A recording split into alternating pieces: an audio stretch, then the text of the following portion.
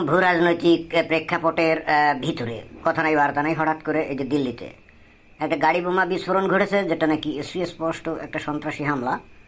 এবং বলা বাহুল্য, এদের পিছনে জড়িত কারা? ভারতের যে পুলিশ, তারা কিন্তু অলরেডি এই ঘটনার পিছনে কারা যে জড়িত তাদেরকে কিন্তু বের করে ফেলেছে। এবং সেখানে দেখা যাচ্ছে এই যে শান্তির দূতেরা জড়িত ছিল, যারা নাকি গোটা পৃথিবীতে শান্তি স্থাপন করতে চায়।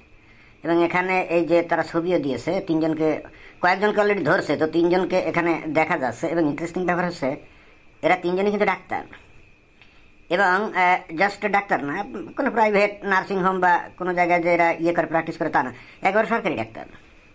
এবং সেই তিনজন ডাক্তারকে কিন্তু দেখা যাচ্ছে এই যে শান্তির দূতের পোশাকে, তাই না? তো বোঝাই যাচ্ছে যে এরা কারা। এবং আমি এদের নাম সঠিকভাবে বলতে পারবো না, তবে একজনের নাম মনে হয় যে ডাক্তার আদিল এরকম, আর বাকি দুইজনের নাম কি কে জানে।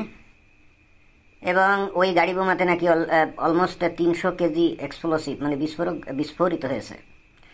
এবং আরও ইন্টারেস্টিং বিষয় হলো যে একজন ডাক্তারের বাড়িতে AK-47 রাইফেল পাওয়া গেছে, এবং আর একজনের বাড়ির, এখন সে ডাক্তার কিনা কে জানে, আর একজনের বাড়ির একটা রুমের মধ্যে 2500 কেজি হাই এক্সপ্লোসিভ পাওয়া গেছে। এবং বলা হচ্ছে যে ঘরে ওই 2500 কেজি বিস্ফোরক রাখছিল, ওই ঘরটা নাকি তৈরি করা হয়েছিল শুধুমাত্র বিস্ফোরক রাখার জন্য। কি অদ্ভুত ব্যাপার, তাই না? দেখেন, এখানে এত নাম টাম আমি অত মনে রাখতেও পারি না, বলতেও পারি না, কিন্তু যাই হোক, তাদের চেহারা মোবারক যেহেতু অলরেডি ভারতীয় মিডিয়া প্রকাশ করে দিয়েছে, তাহলে আমার তো মনে হয় যে না, আমার কোনো কিছু বলার দরকার নেই, তাই না? এবং এরা যে শান্তির দূত তাতে কিন্তু কোনো সন্দেহ নাই। অর্থাৎ সন্ত্রাস সৃষ্টির মাধ্যমে সারা দুনিয়ার, আপাতত ভারতের মানুষকে একেবারে পুরা ঠান্ডা করে দিয়ে পুরা শান্তি প্রতিষ্ঠা করাই ছিল এদের কিন্তু মিশন এবং ভিশন। এরকম সন্দেহ করা হচ্ছে, মানে ভারতীয় পুলিশ সন্দেহ করছে যে এরা হলো ওই যে পাকিস্তানের যে লস্কর-ই তাইবা অথবা জৈশ-এ মোহাম্মদ, এদেরই অফশুট ভারতের। এবং এরা স্লিপার সেল হিসাবে ছিল।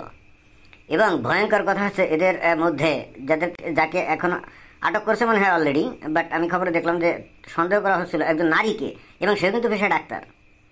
তাহলে অনেকগুলো ডাক্তার তারা কিন্তু মানবের সেবায় নিয়োজিত ছিল, এবং থাকা অবস্থায় তারা কিন্তু সন্ত্রাসী আক্রমণ করার জন্য মানে তারা প্রস্তুতি নিচ্ছিল। এবং তাদেরকে যখনই নির্দেশ দেওয়া হতো তখনই তারা আক্রমণ করতো। যেমন এই যে গাড়ি বোমা এই হামলাটা করেছে, সম্ভবত তাদের উপরে কেউ নির্দেশ দিয়েছে, তাই না?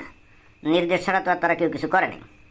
এখন আমার প্রশ্ন হচ্ছে যে ব্যক্তিবর্গগুলো শান্তির দূতেরা, যারা নাকি ডাক্তারি পড়ছে, অর্থাৎ মেডিকেল সায়েন্স পড়ছে এবং মানবের সেবা করবে বলে ব্রত নিয়ে তারা সরকারি চাকরিতে গিয়ে তারা হাসপাতালে অলরেডি কর্মরত, এবং যারা প্রতিনিয়ত আহত এবং রুগীদেরকে তারা কি চিকিৎসা করতো, তারা কিভাবে এইরকমভাবে ভয়ঙ্কর জঙ্গি হতে পারে, সন্ত্রাসী হতে পারে, এবং সন্ত্রাসমূলক কর্মকাণ্ডে জড়িত থাকার মনোবাসনা নিয়ে তারা এই যে কাজও করে যাচ্ছিল। এখন তো যথেষ্ট সন্দেহ জাগতেই পারে যে এরা যখন চিকিৎসা করছিল এবং এরা যেহেতু সন্ত্রাসী কর্মকাণ্ডে লিপ্ত, তার মানে অত্যন্ত ডেডিকেটেড শান্তির দূত, তাই না? এতে তো কোনো সন্দেহ নেই, খুব ডেডিকেটেড শান্তির দূত, যাদের একমাত্র লক্ষ্য এবং উদ্দেশ্য শুধু যে ভারতেই না, গোটা পৃথিবীকে শান্তির ছায়াতলে নিয়ে আসবে। এবং সেটা করতে গেলে বল প্রয়োগ করতে হবে, সন্ত্রাস করতে হবে, এটাই তো, তাই না? এবং সেই লক্ষ্য এবং উদ্দেশ্য নিয়ে তারা আপাতত ভারতে শান্তি প্রতিস্থাপনের চেষ্টা করে যাচ্ছিল। এখন এদের এই কর্মকাণ্ড দেখে এখন কিন্তু অমুসলিম যারা ভারতের মানুষ তো মোর দ্যান 80% হলো হিন্দু, তাই না? তাহলে ওদের হাসপাতালে যে সমস্ত রোগী যায় তাদের সিংহভাগ অমুসলিম হবে, অর্থাৎ হিন্দু, অথবা হতে পারে এদের শিখ অথবা জৈন অথবা খ্রিস্টান, বুদ্ধিস্ট, এরকম হতে পারে, তাই না? তো এখন এরা যখন এদের কাছে চিকিৎসায় যেত, এরা যে তাদেরকে সঠিক চিকিৎসা দিত তার গ্যারান্টি কি? কারণ এরা যে সন্ত্রাসী কর্মকাণ্ডে লিপ্ত, এদের ভিতরে তো প্রচণ্ড ঘৃণা, তাই না? অমুসলিমদের বিরুদ্ধে জিহাদ করতে হবে, এটাই তো। তো তাই যদি হয় প্রচণ্ড যাদেরকে ঘৃণাই তারা করে মন থেকে, তো সেই ধরনের লোকজন যদি আবার তাদের কাছে চিকিৎসার জন্য যায়, তাহলে এরা তাদের সঠিক চিকিৎসা করত এবং সঠিক ওষুধ দিত, সঠিক রোগ নির্ণয় করে সঠিক নিদান দিত, তার গ্যারান্টি কি? কারণ এদের লক্ষ্য এবং উদ্দেশ্যই তো অমুসলিমদের যত পারো কি করতে হবে, জাহান্নামে পাঠিয়ে দিতে হবে, তাই না? এরপরেও কিন্তু এই সম্প্রদায় নিয়ে কিন্তু কোনো কথা বললে আপনাকে কিন্তু ভয়ঙ্কর রকম রেসিস্ট হিসেবে গণ্য করা হবে। অথচ দেখেন বাংলাদেশে এই যে কথা, মানে কথায় কথা বাড়ে এবং কথাটা বলতেও হবে। আচ্ছা, বাংলাদেশে আজ পর্যন্ত কেউ কোনোদিন শুনছে যে ইসকন বাংলাদেশে কারো গায়ে কোনোদিন একটা ফুলিয়ার টোকা দিয়েছে? অথবা তাদের কোনো মন্দিরের মধ্যে একটা দা অথবা একটা কিরিস, আরে বাদ দেন, জাস্ট একটা মোটা লাঠি পাওয়া গেছে। AK-47 অথবা এক্সপ্লোসিভ, হাইলি এক্সপ্লোসিভ তো দূরের কথা, একটু লাঠিও তো তাদের মন্দিরে বা তাদের যে মন্দির আশ্রম সেখানে তো পাওয়া যায় না। এবং তারা কখনো এই যে মানে ওরা তো ইসকনের বাইরের লোকদের বিরুদ্ধে কখনো কোনো সন্ত্রাসী আক্রমণের প্লট কি তারা কখনো তৈরি করছে? এরকম কোনো নজির বাংলাদেশ তো বটে, গোটা পৃথিবীতে কোথাও আছে? কোথাও নেই। দেশের শান্তির দূতেরা খুব ম্যাটিকুলাসলি ডিজাইন করে প্রতিনিয়ত আন্দোলন করে যাচ্ছে, মিছিল করছে, প্রতিবাদ করছে ইসকনকে বাংলাদেশে নিষিদ্ধ করতে হবে। কি ভয়ঙ্কর অবস্থা, তাই না? ইসকন তো হলো হিন্দুদের একটা সংগঠন, ধর্মীয় সংগঠন। তো ইসকনকে নিষিদ্ধ করার মানেটা কি? মানেটা হলো যে হিন্দুরা বাংলাদেশে তাদের ধর্ম অনুষ্ঠান করতে পারবে না। বিষয়টা কি তাই দাঁড়ায় না? কোনো রকম কোনো অন্যায় করে নাই, অপরাধে করে নাই, কোনো সন্ত্রাসী কর্মকাণ্ডে জড়িত থাকা তো দূরের কথা, জড়িত হওয়ার কল্পনাও কেউ করছে এরকম কোনো প্রমাণ কেউ দাখিল করতে পারবে না। কিন্তু তারপরেও তাদেরকে কিন্তু বাংলাদেশ থেকে কি বহিষ্কার করতে হবে, বাংলাদেশে নিষিদ্ধ করতে হবে। অথচ এই যে ভারতে দেখেন যে শান্তির দূতেরা যারা ডাক্তারি করার মতো অর্থাৎ চিকিৎসা পেশার মতো একটা মহান পেশায় নিযুক্ত আছে, তারা কিন্তু সারাক্ষণ মনে মনে কিন্তু দৃঢ় প্রতিজ্ঞ হয়ে আছে কখন তাদের উপরে নির্দেশ আসবে এবং তারপরে তারা কি বোমা ফাটাবে, তাই না? তো তার আগে ধরা পড়ে গেছে। এমনও তো হতে পারতো হাসপাতালের মধ্যেই হয়তো তারা এক্সপ্লোসিভ রেখে সেখানে হয়তো বোমা ফাটাতে পারতো। অস্বাভাবিক তো কিছু না, কারণ এদের দ্বারা তো যে কোনো কিছুই সম্ভব, তাই না? এখন কথা হচ্ছে যে এই শান্তির দূতেদের মিশন এবং ভীষণ কি? ভীষণ একটাই, যে কোনো প্রকারে ছলে বলে কলে কৌশলে সন্ত্রাস সৃষ্টির মাধ্যমে তাদের শান্তির বাণী প্রতিষ্ঠা করতেই হবে। এবং এখন যারা নাকি একটু মডারেট টাইপ, মানে রসালো টাইপের, তাই না, তারা এসে বলবে যে ওই রকম 2-4 জন লোক এইগুলো করছে বলে কি সমস্ত মুসলমান দায়ী নাকি? ইন্টারেস্টিং ব্যাপার দেখবেন খুব ভারতেও অন্যান্য শান্তির যে বাণীর অনুসারী আছে না, ভারতে তো কয়েক বেশ কিছু কোটি আছে না, তারা কিন্তু এসে কখনো বলবে না যে এই লোকটা শান্তির বাণী ব্যবহার করে বা শান্তির বাণীর নাম নিয়ে এই ধরনের সন্ত্রাসী কর্মকাণ্ডে লিপ্ত ছিল, আমরা তাদের নিন্দা করি, এই কথা বলবে না। বাংলাদেশেও বলবে না, কেউ কিন্তু বলবে না। তাহলে মৌনতা কি সম্মতির লক্ষণ? রাইট। তার মানে এবার বুঝে নেন, এইভাবে আর কত মানুষকে বোঝাতে হবে আমি ঠিক জানি না। এরপরেও যদি মানুষের কর্ণকুহরে কোনো কিছু না ঢোকে তাহলে ভাই আমি দায়ী না। আমাদের অর্থাৎ আমি ব্যক্তিগতভাবে বলতে পারি যে যতটুকু সাধ্য, যতটুকু শক্তি, যতটুকু জ্ঞান, যতটুকু ধৈর্য, যতটুকু ক্ষমতা, সব কিছুর সর্বোচ্চ ব্যবহার করে মানুষকে সচেতন করার চেষ্টা করে যাচ্ছি। এমন না আমি কারো বিরুদ্ধে কারো কোনো ঘৃণার সৃষ্টি করার জন্য কথাগুলো বলছি, বিষয়টা হলো ওরকম না। আমার মূল বিষয় হলো মানুষকে সচেতন করা।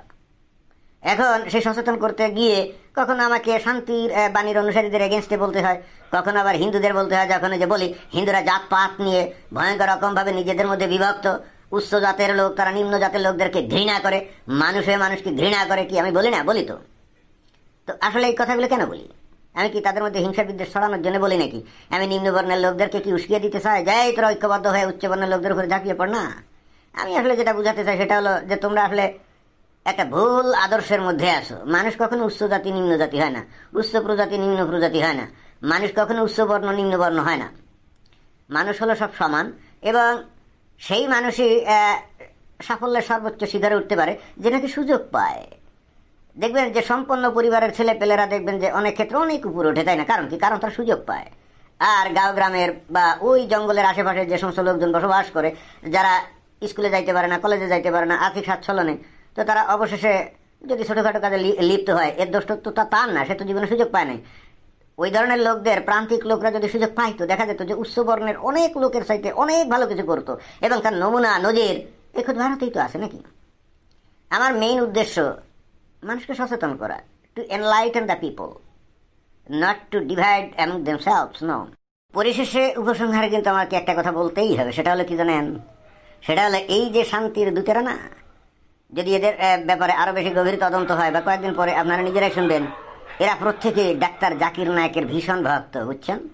ডাক্তার জাকির নায়েক তো এদেরকে বলে নাই যে তোরা সন্ত্রাসী কর্মকাণ্ড কর। আমি কিন্তু একটা ভিডিওতে খুব পরিষ্কার করে বলে দিয়েছি, ডাক্তার জাকির নায়েক যেহেতু কোরআন থেকে খালি বিজ্ঞান আর বিজ্ঞান বাইর করে, তাই না? তাহলে যদি সেটা এরকম হয় যে 1450 বছর আগে কোরআন নামক একটা কিতাবে খালি বিজ্ঞান আর বিজ্ঞান বের হলো, যেটা নাকি এখন এই 20 বা 21 শতাব্দীতে আবিষ্কৃত হলো, তাহলে তো নিশ্চিতভাবেই ধরে নিতে হবে যে ওই কিতাব সৃষ্টিকর্তার কাছ থেকে বা গডের কাছ থেকে ছাড়া আর কারো কাছ থেকে আসতেই পারে না, তাই না? তখন সেক্ষেত্রে শুধুমাত্র বিজ্ঞান সম্বলিত বাণীগুলোর বিষয়গুলো যে খালি অনুসরণ করবে তা তো না। তখন অন্যান্য বিষয় যেগুলো যে জিহাদ সম্পর্কিত, তাই না, মুসলিমদেরকে ততক্ষণ পর্যন্ত আক্রমণ করে যেতেই হবে যতক্ষণ পর্যন্ত তারা নাকি শান্তির বাণী গ্রহণ করবে না। তো এই বিষয়টা তো ভ্রান্ত সত্য বাণী হিসাবে ধরে নিতে হবে, তাই না? আর তখন মনের অজান্তেই কিন্তু এই সমস্ত লোকজন হয়ে যাবে ভয়ঙ্কর টেরোরিস্ট, ইসলামের পরিভাষায় হবে কি জিয়াদিস্ট, রাইট?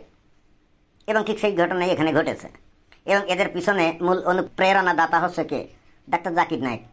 এবং ঠিক এই কায়দাতেই ওই যে বাংলাদেশে 2016 সালে হোলি আর্টিজান যে ঘটনা ঘটছিল, 18-19 জনকে হত্যা করেছিল, অনেকগুলো বিদেশি ছিল, তাই না?